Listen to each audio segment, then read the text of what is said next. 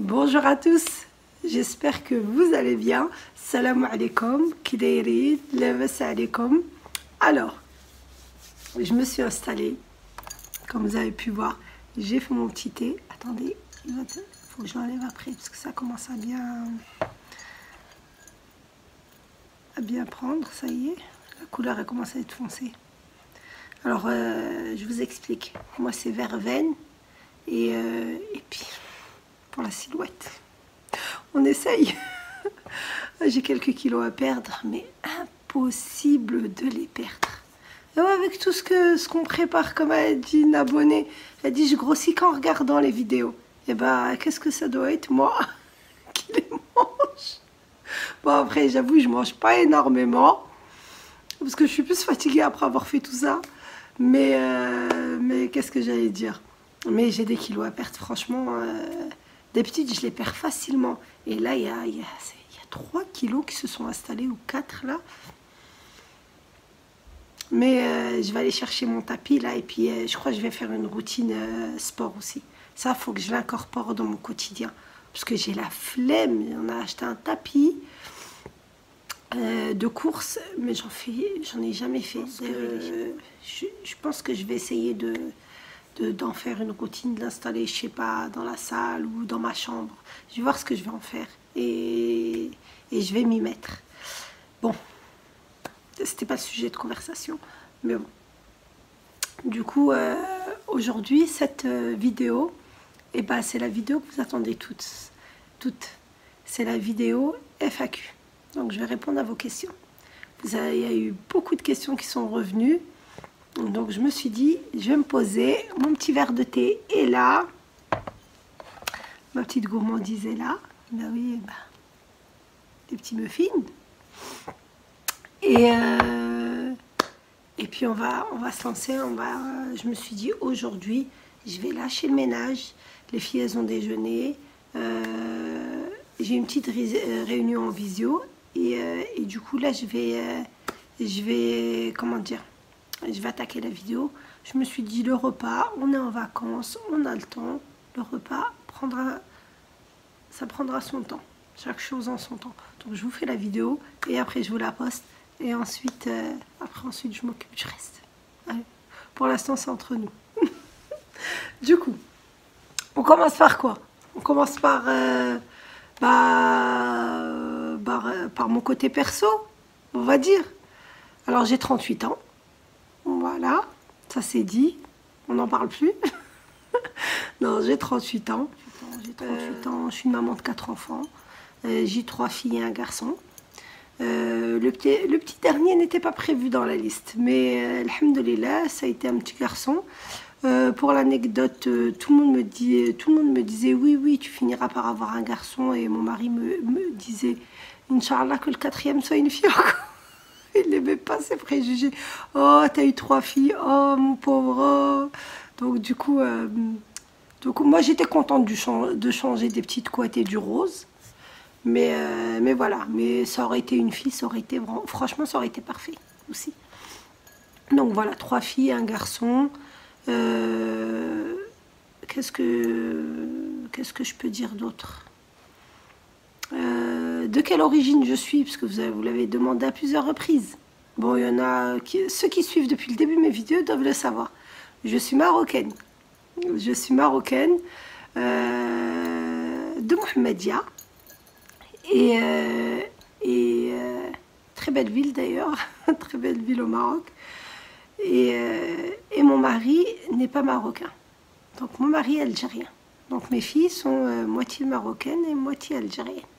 Donc voilà. Donc ça c'est...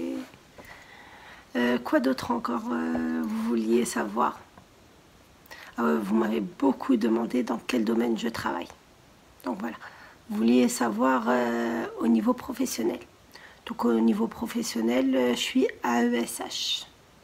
Anciennement AVS. AESH, assistante d'élèves en situation de handicap. Donc je travaille dans un collège et j'assiste les enfants en situation de handicap. Ils sont pas forcément... L'handicap, on ne le voit pas forcément. Donc ils peuvent être dyslexiques, ils peuvent avoir un handicap lourd, ils peuvent... peu importe. Donc dans le principe où ils ont une notification et ils doivent être assistés d'une AVS, d'une AESH, et bah on est là et on les assiste, on les aide dans leur quotidien, dans leur organisation, dans le fait d'écrire les cours si certains ne peuvent pas, leur réexpliquer comment dire, leur réexpliquer les consignes, certaines règles qu'ils n'arrivent pas à comprendre. Donc voilà, on est au quotidien auprès d'eux et franchement c'est mon kiff, j'aime beaucoup. Après, c'est un poste qui n'est pas très valorisé, mais alhamdoulilah, franchement, c'est un poste qui me plaît beaucoup. C'est un métier qui me plaît beaucoup, plutôt. C'est un métier qui me plaît beaucoup. Mais voilà, pour en arriver au métier, mes études. Mes études, ça n'a rien à voir avec mes études. J'ai fait un bac économique et social. Donc, à la base, je voulais faire assistante sociale. Et je me suis retrouvée à faire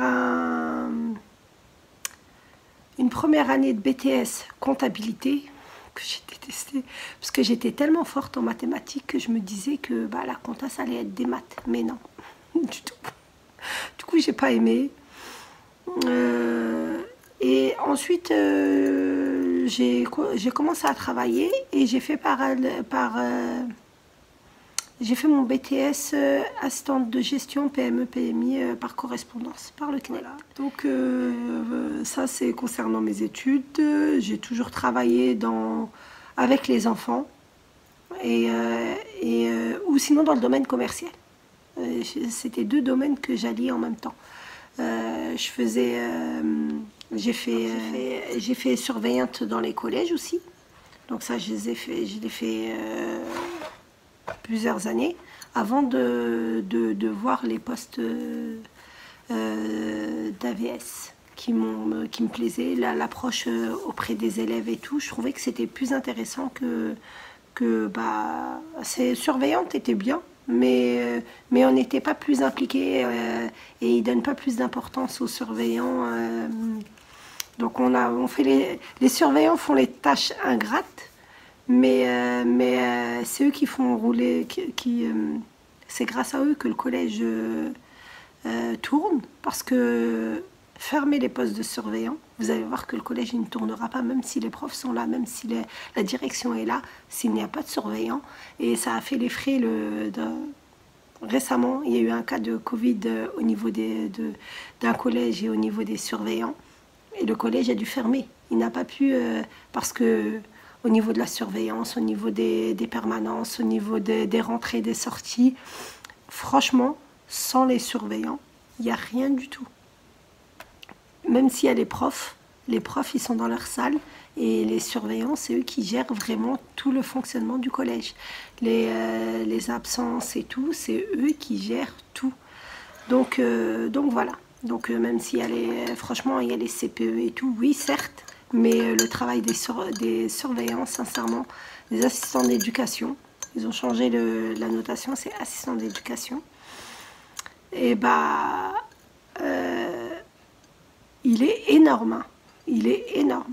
C'est pas que de la surveillance, c'est la gestion des appels des parents et tout. Je me rappelle quand je faisais ce boulot, moi j'aimais bien, mais c'est le côté crier. Parce qu'il fallait s'imposer avec les élèves et dans la cour, dans les couloirs, avec le bruit, il faut vraiment hausser de la voix. Et je pouvais pas continuer de le faire parce que je rentrais fois, elle était cassée. Mais franchement, c'est un super métier. C'est d'ailleurs, c'est dommage qu'il est limité à 6 ans. Donc voilà, ça c'était un petit point. Quoi d'autre? Au niveau maison, ça fait 3 ans que je suis installée dans cette maison.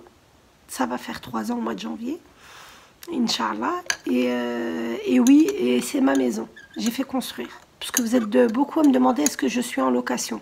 Non, je ne suis pas en location. Dans mon ancienne maison, j'étais en location. J'étais en location depuis que je me suis mariée. Hein. J'ai toujours été en location. Jusqu'à là, on a sauté le pas et on a décidé de faire construire et d'investir. Mon mari n'est pas de la même ville que moi. Donc voilà. Et quoi d'autre? Et puis voilà, je pense au niveau perso, j'ai fait un peu le tour. Ah oui, j'ai 3 frères et une sœur. Voilà. Je suis au milieu. J'ai 2 grands frères, un petit frère et une petite sœur. Donc je suis vraiment au milieu. J'ai la place du milieu. Je suis la plus grande des filles. J'ai pas de grande sœur. D'ailleurs, ça c'est un regret. J'aurais bien aimé avoir une grande sœur. J'ai ma petite sœur. On a 10 ans de différence entre nous. Donc c'est pas la même génération. Mais si tu passes par là, Fatiha, je te fais un gros bisou. Ma petite sœur s'appelle Fatiha.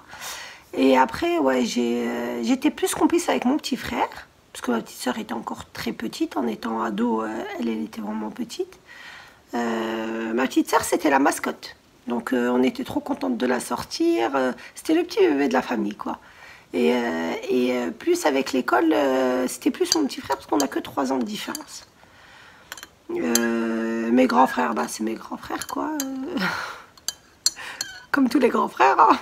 Mais normal, franchement, j'ai pas été persécutée. Si tu passes par là, Hicham et Mustafa. Non, franchement, mes grands frères, j'ai pas été... C'était pas les grands frères qui serraient la vis ou... Non, tranquille. Donc voilà. Et quoi d'autre? Oui, en étant jeune, je faisais quelque chose. Quoi? J'étais naqasha. En étant jeune, j'étais naqasha. Pendant 10 ans, j'ai fait majoritairement les mariés de Dreux. Ouais, dans le 28. Dans tout le 28, j'étais sur Charles, j'étais pas mal. Donc, s'il y a une mariée qui se reconnaît, coucou. Mais bon, après, j'ai arrêté quand je me suis mariée. Donc, il y a eu je me rappelle qu'il y avait eu pas mal de polémiques autour de ça. C'était pas mon mari qui m'avait interdit, tout au contraire. Mon mari s'en foutait. Mais c'était moi qui étais blasée. Je voulais arrêter. Franchement, j'en avais marre. Il y a un moment, il y a quelque chose qui nous monte à la tête, ça y est. C'est mieux d'arrêter que de faire n'importe quoi. Donc, c'était pour faire des mariés et bâclés ou faire des trucs et bâclés, non. Et les mariés, franchement, c'est une responsabilité, mais énorme. Donc, nous,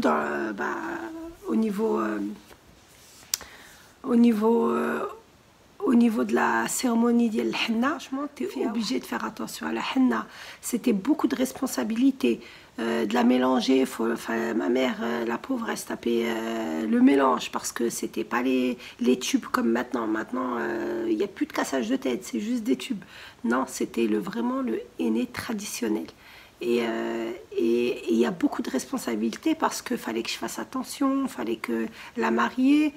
Je me rappelle, les mariés, elles me disaient « Mina, on te fait confiance ». Et ils ne voulaient pas d'autres. Hein. Il y en avait qui ont essayé de s'installer en tant que... Mais ça, c'est venu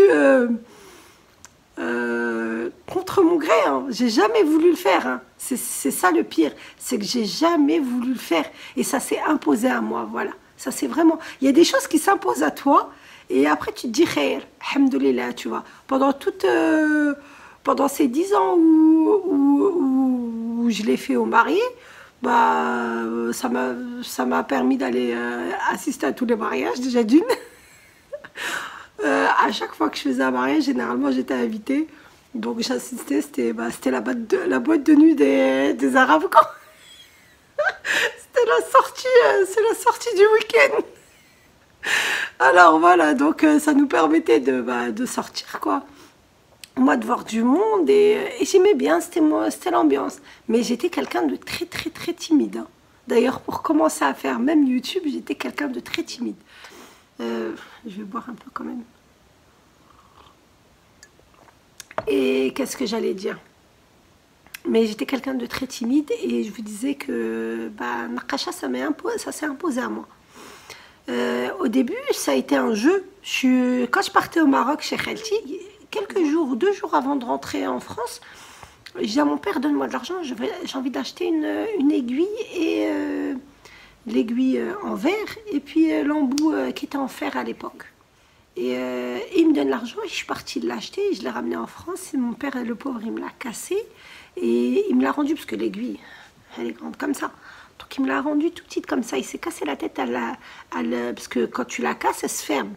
Donc mon père a dû trouver son système pour me la casser. Il laissait l'embout ouvert. Donc il me l'a cassé. Au jour d'aujourd'hui, j'ai la même. Je l'ai encore, celle-là qui m'avait faite la toute première.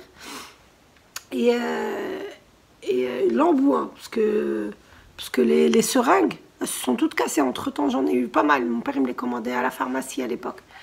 Et en verre, et je les ai achetés en verre. J'ai tout ramené du Maroc. Et après, j'ai commencé, ma mère, elle aimait trop le henna. Et j'ai commencé, j'ai dit à ma mère, vas-y. Et moi, j'étais trop forte en dessin. Mais dessin abstrait, hein. Pas le dessin, faire des portraits. Mais l'abstrait, au collège, j'avais 20 de moyenne. Franchement, 20. Si je retrouve mon bulletin, je vous jure que je vous montrerai. J'ai gardé tout. J'avais 20 de moyenne. J'aimais trop le dessin. Et voilà. Et puis je faisais les dessins à ma mère sur ses mains. Ma mère, elle voyait. Et je lui ai fait le henna. Je lui faisais. Les gens, ils le regardaient chez elle. Jusqu'à une dame lui dit oui, s'il te plaît. C'était sa fille. Elle disait, ouais, sa fille voulait du henné, si je ne me trompe pas. Et ma mère, elle lui disait, ouais, ma fille, elle ne le fait pas pour les gens. Elle lui a dit, elle est timide en plus, elle ne le fait pas. Elle lui dit, non, s'il te plaît, il n'y aura personne et tout, j'aimerais bien qu'elle le fasse pour ma fille.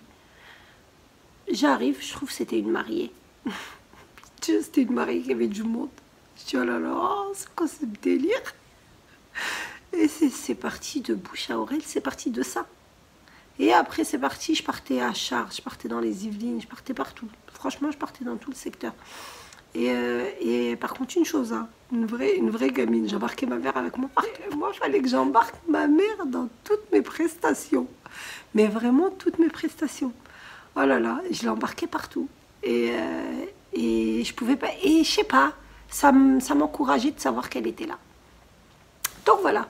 Donc on était jeunes, ils étaient Naqasha. Et franchement, d'ailleurs, j'étais presque la seule. Dans le 28, j'étais la seule. Et ça s'est plus imposé à moi. C'était pas moi qui a voulu le faire. Franchement, c'était pas moi qui a voulu le faire. Et puis là, j'ai été blasée et j'ai arrêté. J'ai arrêté à 25 ans, ouais. À 25 ans. J'ai commencé à 15 ans, malgré moi. Et j'ai arrêté à 25 ans. Je l'ai fait pendant 10 ans. Je me suis mariée à 25 ans. Voilà. Ouais, donc voilà. On va, chaque sujet va apporter une autre question. Donc là, je me suis mariée à 25 ans. Comment je me suis mariée après combien de temps je me suis mariée? Après, j'ai connu mon mari en juillet. En juillet. Et on s'est mariés quand même en mai d'après. Ouais. Mais il est venu me demander en mariage en septembre. Ouais. En septembre. D'ailleurs, mes parents n'ont pas compris pourquoi je voulais me marier après l'avoir connu. Donc, je voulais pas... Donc, on s'est connus en septembre. On s'est dit qu'on allait faire le Fatiha et tout. Bah, finalement, non. Bah, finalement, on s'est connus. Il a demandé en mariage. Et ensuite, au mois de mai, on s'est mariés. Et franchement, c'est pas plus mal. Alhamdoulilah, ça a été un peu rapide sans être rapide. Il y a eu le temps. On a eu le temps de se disputer, de voir le caractère au téléphone et tout, de voir le caractère, parce que lui, il est du 93 et moi, je suis du 28. Donc, vraiment rien à voir. Donc, on pouvait pas se voir comme là. Quand t'es à côté, il est à côté de toi et tout. Non, non. Non, on se voyait pas. Mais on était au téléphone. Les abonnements, ils étaient gratuits et tout. Donc, on était au téléphone. C'était quand les abonnements étaient limités. mais ouais, pour parler, du coup, franchement, c'est bien. Moi, je trouve que c'est mieux comme ça. Et on a eu le temps au téléphone de voir les caractères, un coup oui, non, finalement je veux plus me marier. Ça a été finalement je veux plus me marier, après finalement oui, d'accord, ah oui, bah compromis ça, ouais, non, non, non, non. Bon, mon mari quand je l'ai connu, moi j'étais déjà voilée. Donc pour l'anecdote du voile, je vous ai dit, il y a un sujet, va en tirer un autre. Le voile, ça fait 25, 23 ans, depuis l'âge de 23 ans je suis voilée. Donc j'en ai 38. Comptez combien d'années je suis voilée. Donc ça fait perpète que je suis voilée. Mais bon, finalement, je suis revenue à la base. Mais quand je mettais mon foulard, je l'ai toujours mis entièrement comme ça. Le turban, ça a été une phase là. Mais j'aime bien le mettre de temps en temps. Sauf que maintenant, il faudra que je fasse attention à mettre des cols roulés. C'est la seule chose, c'est le seul hic que on va dire, j'ai un peu déconné dessus. Mais il faudra que je fasse attention. Mais quand je mets mon turban, mais voilà, je suis voilée depuis l'âge de 23 ans. C'est ni mon mari, ni mon père qui m'a imposé le voile. D'ailleurs, mes parents. Donc voilà, c'est de moi-même. J'ai voulu porter le voile. Je me voyais pas sans voile aussi. Voilà, donc après, par rapport à la religion, par rapport à pas mal de choses, donc j'ai décidé de le porter. Et puis voilà, donc mon mari m'a connue voilée. Oui, pour certaines, puisqu'il y en a beaucoup qui, quand ils voient une femme, pensent que c'est leur mari qui leur impose le voile. Non. Généralement, les femmes qui le portent d'aujourd'hui, ça vient d'eux-mêmes. Donc voilà, donc c'est juste que quand je faisais mes vidéos, bah, j'ai toujours mis le turban mais en vérité, je le mettais jamais le turban à la base. À la base, c'est le turban qui était une innovation chez moi. C'est pas le voile. Donc voilà. Donc ouais, bah, je pense que j'ai dû faire le tour. Hein. Donc mon kiff à moi, c'est la déco, comme vous avez pu voir. C'est la déco. Pourquoi m'être lancée aussi sur YouTube ? YouTube parce que j'aime trop partager, j'aime trop, dès qu'il y a quelque chose que je trouve utile, j'aime trop partager. Regardez une tache, je sais pas comment j'ai fait pour m'entacher mon pull. Je disais pourquoi YouTube, j'aime trop le partage, je sais pas, j'aime bien, j'aime pas garder les choses pour moi, ça c'est une chose. Si je vais faire quelque chose et me dire ah non je partage pas, ils vont avoir la même chose ou non elle va faire la même chose ou non, franchement c'est pas, ça me dérange pas du tout. Vous mettez les mêmes canapés, ça me dérange pas. Vous ayez les mêmes coussins, ça me dérange pas. Qu'on mette les mêmes foulards, ça me dérange pas. Franchement ça me dérange pas du tout. Alors je suis pas de ces personnes qui va se cacher, qui va faire la chose et qui va dire ah non moi je dis pas d'où que ça vient. Non, ça c'est vraiment pas moi du tout. J'en connais qui sont comme ça, c'est pas moi. Au contraire, c'est pour ça que je me suis lancée sur YouTube. Je me suis dit franchement comme la plupart des personnes qui sont venues et qui avaient revu mon intérieur et qui avaient aimé mes amis et tout et qui m'ont dit oh là là c'est trop bien là, ta déco elle est trop bien et tout, je faisais que d'y penser, mais je vous disais c'était ma voix qui m'avait cassée. Je me disais je vais pas publier des vidéos comme ça avec cette voix cassée, et elle était plus cassée que ça. Encore là franchement ça s'est calmé. Le fait que je sois plus surveillante, hein, franchement ça s'est calmé. Hein. Je l'ai vu, j'ai moins la voix cassée. Et qu'est-ce que j'allais dire? Et je me disais, ouais, je vais poster des photos, des vidéos avec cette voix-là. Moi, je ne me supportais pas de m'écouter. Donc, et franchement, merci à toutes, comment vous m'avez motivée avec ma voix. C'est vrai qu'au travail, il y avait il y avait un ancien, qui était un ancien professeur, et après qui était le prof qui gérait, on avait un référent qui gérait les AVS. Et à l'époque, je me rappelle quand il était sur le collège, et j'étais surveillante, hein, et j'étais pas encore AESH, AVS. Et on parlait de la voix cassée, parce que je sais pas comment ça se fait que j'avais parlé avec lui du poste de AVS, et après on est arrivé à parler de ma voix, et lui, il m'a connue quand j'étais vraiment petite. J'étais en primaire, à l'école primaire où lui était directeur, avant d'être référent des AVS. Et je pense que là, il a dû aller à la retraite, si je ne me trompe pas. Et c'est là où il me dit, oui, mais ta voix, elle est atypique. Il me dit, tu devrais, il m'avait donné un numéro pour voir, quoi, pour soigner. Mais il me dit, ta voix, elle est atypique. Il me dit, c'est ta personnalité. Il me dit, elle fait ta personnalité. Je me rappellerai tout le temps. J'étais sortie un peu soulagée de son bureau, de en train de parler et tout. Il me dit, sache que ta voix, elle fait ta personnalité. Il me dit, c'est ta voix qui fait ta personnalité. Il me dit, c'est vrai. Il me dit, soigne-la par rapport à ta santé. Il me dit, mais sache que ta voix fait ta personnalité. Et franchement, je sais qu'il verra cette vidéo, parce que je pense pas que... Mais s'il passe par là et par bonheur, il regarde cette vidéo, franchement, ces paroles, elles ont été super réconfortantes. Et d'ailleurs, les vôtres également. Mais vous êtes toutes à me dire, oui, ta voix, franchement, on apprécie vraiment ta voix. Et j'en ai, sincèrement, qui me disent, on s'endort avec tes vidéos. Ils me disent, ta voix, elle nous berce. Ah, ben, franchement, vous me touchez quand vous dites ça. Sincèrement, ça me touche énormément. Donc voilà, donc ça c'était le petit... c'est ce qui me bloquait. Donc du coup, après, je me suis dit, et sachant que je suis quelqu'un de très réservé, de très timide, très réservé. Alors, je suis très sociable. Alors, quand ça y est, je prends la confiance, je suis très sociable. Mais je suis très réservée. Et j'ai un sale caractère. Ah ouais, ah ça faut que je vous le dise. Hein. Ah, j'ai un sale caractère. S'il y a une personne que je peux pas saquer, je lui parle pas, même si on reste des heures enfermés ensemble. Ah ça, j'avoue, je suis pas rancunière. Je suis rancunière sans être rancunière. Je sais pas comment vous expliquer. J'oublie pas ce qu'on me fait.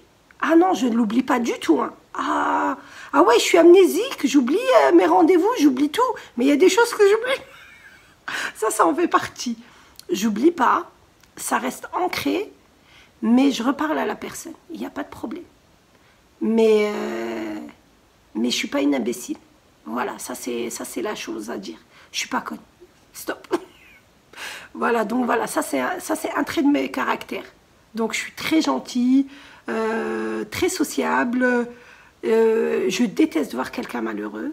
J'ai pas pu faire infirmière d'ailleurs, c'était un métier que je voulais faire parce que je peux pas voir quelqu'un qui souffre. Soigner quelqu'un, savoir que je lui fais mal, prendre de l'alcool et mettre, impossible. Quoi d'autre? Donc ça c'est les traits de mon caractère. Mais ouais, je suis très... un des traits de mes caractères qui font que peut-être que des fois qu'il faut que je retravaille dessus. Les gens ils retravaillent sur la méchanceté. Non, je suis trop Nina, je crois. Ça c'est un des caractères et des fois je pense plus aux autres que je pense à moi. Et là, quand je vous dis on se donne du temps, c'est pour moi aussi. Je me motive à moi aussi. Je me donne plus du temps. Avec le temps, j'ai appris à prendre soin de moi et de me donner du temps à moi-même. Parce que j'en donne beaucoup aux autres, mais je m'en donne pas beaucoup à moi. Et puis voilà quoi. J'aime la relation avec les autres. J'aime apporter... comment vous dire? J'aime voir les autres heureux. J'aime pas savoir qu'une autre personne est malheureuse. Si je peux aider une personne, c'est avec plaisir que je le ferai. Franchement, de savoir qu'une personne lui manque quelque chose ou il lui faut ça, franchement, c'est pour ça d'ailleurs que j'ai voulu faire assistante sociale et que j'ai jamais... Ça, je le regrette, hein, les filles. Franchement, je le regrette. Mais est-ce que, au fond de moi, ça m'aurait... je me dis, est-ce que ça m'aurait peut-être bouffé le fait de voir trop de... Parce que franchement, assistante sociale, tu vois de la misère. Je me dis, est-ce que ça m'aurait affecté? Je sais pas. Donc voilà. Donc on regrette pas ce qu'on n'a pas fait. On avance, que j'avais repris les écoles. Je me rappelle quand je me suis mariée, je me suis dit je vais faire l'école. Il y a des écoles qu'avec le bac et c'était des écoles de 3 ans qui validaient le... Et après au final j'avais pris tout. Hein. Mais après on s'est installé à Dreux. Et au final quand je vois mon mari quand il bosse et qu'il va à Paris, et des fois quand je vais avec lui et que je vais chez ma belle famille qui est dans le 93... Je me dis en vérité, c'est à côté. Franchement, c'est n'importe quoi. Je voyais le truc impossible. Et maintenant, quand je vois il y avait même des écoles dans les Yvelines. Et finalement, mais non, mais c'est le Mekteb. Faut rien regretter. C'est le Mekteb. Le Mekteb a fait que j'ai fait ça. J'ai eu ma fille. Ah ouais. D'ailleurs, c'est au bout de 2 mois de mariage que j'ai voulu avoir un enfant. Donc ma fille, je l'ai eue juste après. Donc voilà, après 2 mois, je suis tombée enceinte. Et puis voilà. Donc mon mari, par contre, lui, non, voulait au bout d'1 an. C'est plus moi qui a voulu ma première rapidement. Et en vérité, quand je me dis, j'aurais dû l'écouter. Parce que on n'a pas profité de notre couple. Donc si vous êtes jeune, profitez de votre couple. C'est la seule chose que je peux vous dire. Non, franchement... moi je suis d'une génération où c'était les enfants, fallait qu'on ait notre enfant, fallait qu'on fasse ça. Et je saute d'un sujet à un autre, hein. Faites pas attention. Donc la vidéo elle est partie vraiment en freestyle, c'est au hasard. Donc voilà. Donc voilà, ma fille je l'ai eu rapidement, mon autre fille je l'ai eu. Quoi d'autre? La troisième, elle, il y a 3 ans de différence. Avec la deuxième. Et le dernier, il a 5 ans de différence. On passe vraiment du prénom de Imran. Ah ouais, ça fait depuis, je vous dis, ce prénom-là, depuis que ma fille est dans mon ventre, Sheima. Ça veut dire la première. Depuis que la première, j'étais enceinte de la première, j'ai dit à ma mère, j'ai un garçon. Et je ne savais pas si j'avais un garçon ou une fille à l'époque. Non, je ne savais pas. J'ai dit à ma mère, si j'ai un garçon, c'est sûr, c'est Imran. Si j'ai une fille, je ne sais pas. Et après, bon, après j'avais une fille et mes parents voulaient Sheima. Moi, je voulais Sheima et mes parents voulaient Sheima. Et après, on a voulu changer et donner Khadija. Et ma mère a dit non. On avait convenu de Sheima, c'est Sheima. Et finalement, la deuxième s'est appelée Khadija. Comme quoi, chaque chose est destinée à une personne. Le prénom Khadija, on voulait à Sheima. Et non, ma mère, elle nous a imposé, elle nous a dit ah non. On a dit Sheima, c'est Sheima ça. On reste sur la première décision. Parce que j'étais partie au Maroc avec mon mari, avec mon père. Et j'ai dit à mon père, non, finalement, je veux Khadija. Et j'avais fait une gourmette avec Khadija. Et ma mère m'a dit, non, elle s'appellera Sheima. Et on est rentré, on a voulu faire la surprise à ma mère. Ma mère a dit, non, aucune chance. Sheima, moi je voulais Sheima, c'est Sheima. Et au final, le Mekteb, la deuxième s'appelait Khadija. Et au final, on a appelé Khadija. Et la troisième s'appelle Selma. Et le 4e, ça a été Imran. Et ma mère me disait, change de prénom, ça se trouve, si tu changes de prénom, tu auras un petit garçon. Je dis non. Imran, ça sera Imran. J'ai pas de garçon, mais ça va pas être Imran. Et ce prénom, c'était un gars, au sebois à mon neveu, Faisal. Je me rappelle, il est venu, mes parents avaient fait le Coran, ils avaient fait Talba.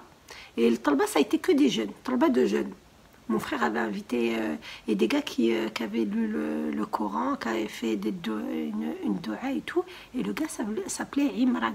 Son père est à la mosquée et tout. Et le gars s'appelle Imran. Quand ils ont dit c'est qui Kakra le Coran, c'était Im. Et mon frère a dit oui, c'est Imran, le fils à Flen. Et ça a été le coup de cœur. Vraiment, quand j'ai dit le coup de cœur de ce prénom, avant, j'avais jamais fait attention. Et ça a été le coup de cœur. Et j'ai dit, si j'ai un garçon, c'est Imran. Franchement, Imran, c'est magnifique. Je voulais aller Imran, mais j'avais peur qu'il garde le Ali et qu'il ne mette pas le Imran. Donc, ça a été Imran. Ah, magnifique ce prénom. Franchement, c'est vraiment, j'ai envie de dire, c'est le coup de cœur. Donc voilà, je pense qu'on a bien papoté. Je vais vous laisser parce que quand je vois là les minutes, 44 minutes, comment je vais vous caser cette vidéo? Donc je vous dis maintenant à très bientôt. J'espère qu'on a bien fait connaissance, que vous avez apprécié cette vidéo, ces moments entre nous, et que j'ai répondu à vos questions. Donc d'ailleurs, je vais répondre à d'autres questions, mais là ça va être les questions que vous me posez. Je vois tous vos messages. D'ailleurs, je vous mets des cœurs. Je vois tous vos messages et là, je vais vous reposter une autre vidéo où je vais vous répondre à vos questions. Quand je fais une vidéo, il faut que je la monte. Quand je la monte, il faut que je la publie. Quand je la publie, il faut que je m'occupe de mes gosses. Quand je m'occupe de mes gosses, il faut que je fasse à manger, il faut que je fasse le ménage. Il faut que le soir, quand j'ai filmé quelque chose que j'ai fait dans l'après-midi, que je vous la poste. Donc c'est un engrenage et je suis jamais posée à rien. Enfin, vraiment, je suis jamais posée à rien faire. Donc voilà. Donc je vais essayer de vous répondre. Quand c'est dans l'urgence, je réponds. Mais sinon, franchement, c'est compliqué. Donc, sur ce, il faut que je vous dise au revoir. Et je vous dis à très bientôt. Gros bisous. Prenez soin de vous. Et dites-moi si vous avez aimé ce FAQ. Et s'il faut que je vais en déclencher d'autres sur Insta. Parce que c'est plus simple sur Insta. J'ai toutes vos questions répertoriées et moi je réponds. Donc voilà. Donc dites-moi si ce genre de vidéo vous plaît et dites-moi le genre de vidéo que vous voulez et c'est avec plaisir que je vous les ferai. Allez, gros bisous, prenez soin de vous et donnez-vous du temps.